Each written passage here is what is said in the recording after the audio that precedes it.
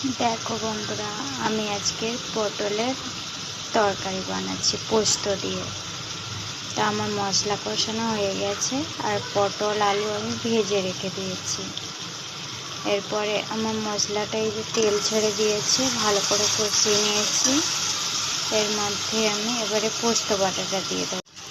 এই দেখো, পোস্ত আর জিরেটা আমি একসাথে বেটে রেখেছিলাম, এটা আমি এর মধ্যে দিয়ে দিয়েছি। একটু কষিয়ে নেব। দেখো, আমার পোস্তটা কষানো হয়ে গেছে, তেল ছেড়ে দিয়েছে। আমি এবারে পটল আলু ভেজে রেখেছিলাম ওটা দিয়ে দিলাম। সামান্য একটু আমি চিনি দিয়ে দেবো। চিনিটা দিলে টেস্টটা আরও একটু বেড়ে যাবে। দেখো, আমার পটল আলুটা কষানো হয়ে গেছে, আমি সামান্য পরিমাণে জল দিয়ে দেবো। বেশি আমি ঝোল রাখবো না, অল্প একটু কষা কষা করব, তাই জন্য বেশি ঝোল দেব না আমি। পটল কষার সাথে সাথে আমি ডালও বানিয়েছি।